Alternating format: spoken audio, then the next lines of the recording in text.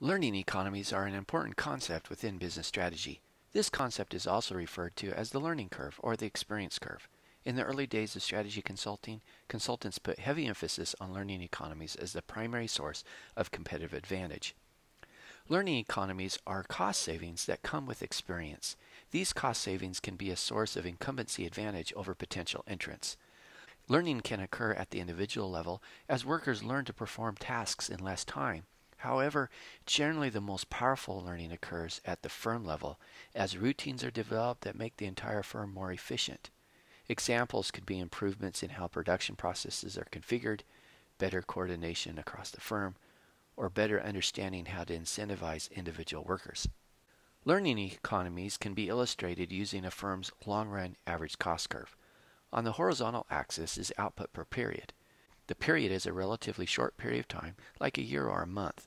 When output per period increases from QA to QB, per unit costs decrease from average cost A to average cost B.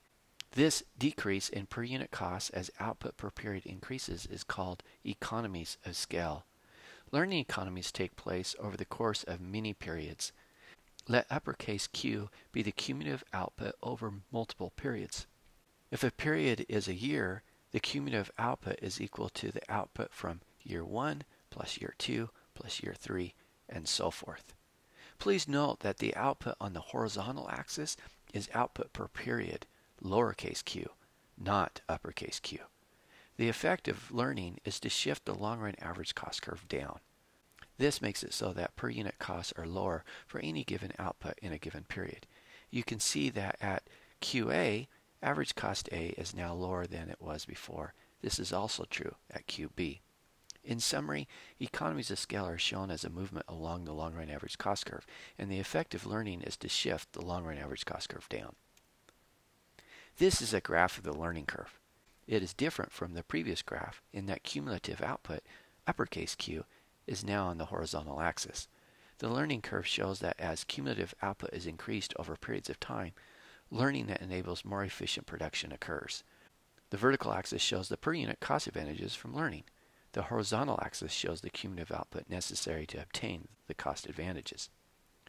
Which of these three learning curves would give an incumbent firm the greatest advantage over potential entrants? I would encourage you to pause the video right now and try to answer this question before listening to the rest of the analysis. Let's first consider curve A.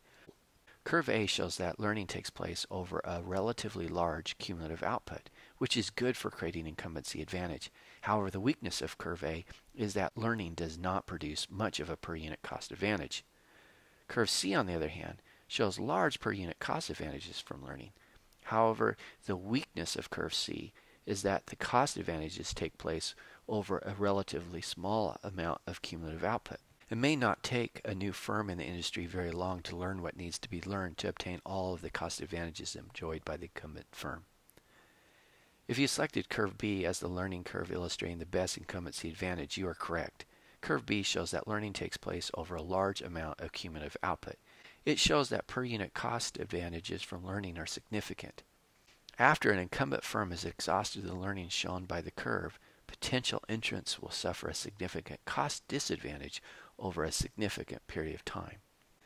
Zero economic profit happens where price equals per unit costs. If learning is illustrated by curve B, an incumbent firm can profitably charge prices well below the per unit costs of potential entrants.